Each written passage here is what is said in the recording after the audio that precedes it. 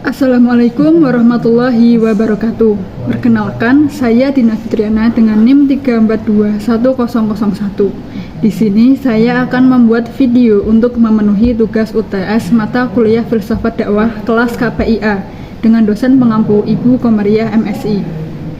Di video ini saya akan membahas tentang metodologi berpikir filsafat.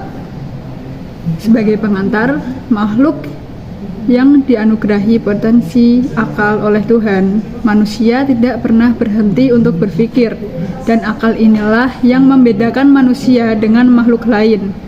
Oleh sebab itu, hakikat keberadaan atau wujud manusia adalah karena pemanfaatan akal tersebut. Manusia sebagai makhluk yang berakal tidak selalu puas dengan persoalan-persoalan yang berada di sekelilingnya. Bahkan apa yang ada di balik yang nampak pun selalu ingin diketahui dan dipertanyakannya. Sikap selalu ingin tahu inilah yang kemudian melahirkan pemikiran dan rumusan-rumusan teori pengetahuan. Secara umum, metode berpikir dalam filsafat adalah mengajukan kritik atas makna suatu fakta, pengalaman, dan rumusan yang telah ada melalui proses analisis. Beberapa metode berpikir filsafat yang digunakan oleh para filsuf adalah 4 metode berikut ini. Yang pertama adalah metode berpikir deduktif, yaitu berpikir dari hal-hal yang umum dan menghasilkan kesimpulan yang bersifat khusus. Jika metode berpikir deduktif ini diaplikasikan dalam mengkaji filsafat dakwah, langkahnya bisa dilakukan dengan cara mengajukan kritik atas makna suatu fakta, pengalaman, atau rumusan yang telah ada. Selanjutnya dianalisis sehingga menghasilkan keputusan yang lebih terinci. Sebagai contoh, di dalam filsafat dakwah terdapat rumusan tentang sistem dakwah. Sistem dakwah terdiri dari subsistem seperti dai, mat'u, materi, media, metode, dan juga evaluasi. Masing-masing subsistem tidak bisa berdiri sendiri, melainkan saling terkait antara yang satu dengan yang lainnya. Karena saling terkait, maka kesuksesan dalam kegiatan dakwah tidak bisa ditentukan hanya pada satu subsistem saja, tetapi keseluruhan subsistem mendukung suksesnya kegiatan berdakwah itu. Yang kedua adalah berpikir induktif, yaitu berpikir dengan cara menarik kesimpulan umum dari berbagai kejadian yang ada di sekitarnya. Contohnya ketika Nabi Ibrahim mencari Tuhan yang menciptakan alam semesta dan dirinya, beliau melakukan proses berpikir induktif dengan cara mengobservasi benda-benda alam yang ada di sekitarnya, seperti bulan, bintang, dan matahari.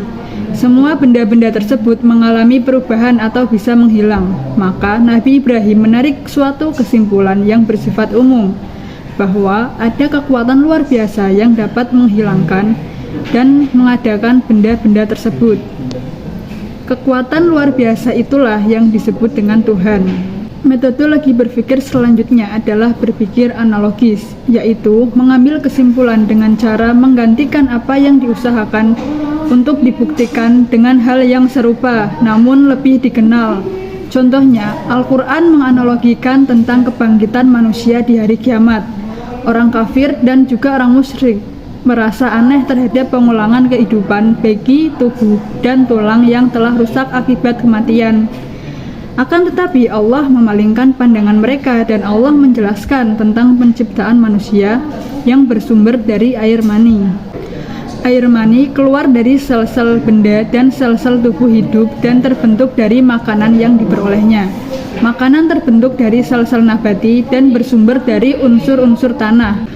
Dari keterangan tersebut dapat diambil kesimpulan bahwa sesungguhnya Allah menciptakan manusia dari tanah. Tidak sulit bagi Allah untuk mengembalikan ciptaannya itu kembali ke tanah. Yang terakhir adalah berpikir komparatif, yaitu mengambil kesimpulan dengan cara menghadapkan apa yang akan dibuktikan dengan sesuatu yang mempunyai kesamaan dengannya.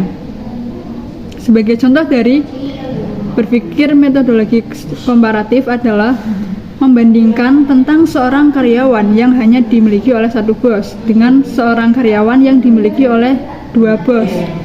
Karyawan yang dimiliki oleh 2 bos tentu akan terjadi konflik. Begitu juga manusia ketika dimiliki oleh 2 Tuhan. tentu akan terjadi konflik antara Tuhan yang satu dengan Tuhan yang lainnya. Oke, sekian penjelasan materi dari saya. Kurang lebihnya saya mohon maaf. Wassalamualaikum warahmatullahi wabarakatuh.